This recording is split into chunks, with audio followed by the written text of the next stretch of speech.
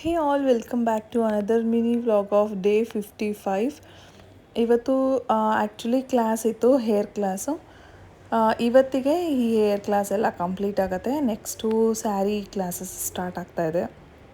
So ಕೆಲವರೆಲ್ಲ ನನ್ನ enquiry ಮಾಡ್ತಾ ಇದ್ದೀರಾ ಸ್ಯಾರಿ ಕ್ಲಾಸಸ್ಗೆ ಇಂಡಿವಿಜುವಲ್ ಆಗಿ ಒನ್ ತೊಗೊಳ್ತೀರಾ ಅಂತ. ಎಸ್, ಆಫ್ ಕೋರ್ಸ್ ತೊಗೊಳ್ತೀನಿ.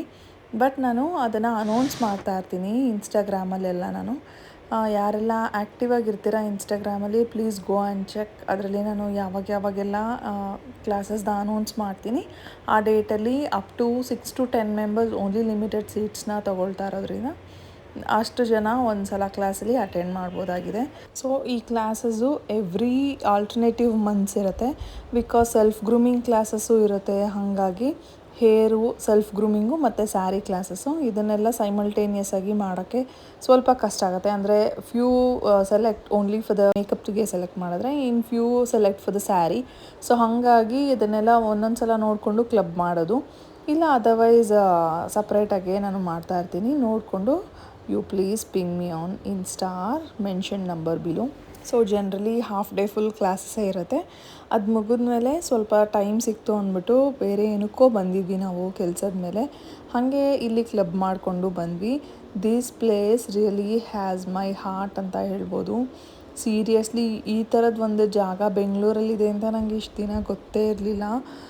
ಮತ್ತು ಇಲ್ಲಿರೋಂತಹ ಎಲ್ಲ ಗಿಡಗಳನ್ನ ಇವರು ದೇ ವಿಲ್ ಸೆಲ್. ಅದು ಹೇಗೆ ಅಂದರೆ ಹಾರ್ವೆಸ್ಟಿಂಗ್ ಟೈಮ್ ಬಂದಾಗ ಅದನ್ನು ಸೆಲ್ ಮಾಡ್ತಾರಂತೆ. ಅವರು ಈಗ ಸದ್ಯಕ್ಕೆ ರೂಟ್ಸ್ ಗ್ರೋ ಆಗೋಕ್ಕೆ ಅಂತ ಅಂದ್ಬಿಟ್ಟು ಎಲ್ಲನೂ ಅವರು ಅರೇಂಜ್ ಮಾಡಿ ಇಟ್ಟಿದ್ದಾರೆ. ಸೊ ಈ ಎಲ್ಲ ಸಸಿಗಳನ್ನ ಇವರು ಕೊಡ್ತಾರೆ. ಇಟ್ಸ್ ಅ ಹ್ಯೂಜ್ ಏರಿಯಾದಲ್ಲಿ ಮಾಡ್ತಾ ಇರೋವಂಥದ್ದು. ಲಿಟ್ರಲಿ ಯಾವುದೋ ಒಂದು ಫಾರೆಸ್ಟ್ ಒಳಗಡೆ ಹೋಗ್ತಾ ಇದ್ದೀವಿ ಅಂತ ಫೀಲ್ ಆಯಿತು.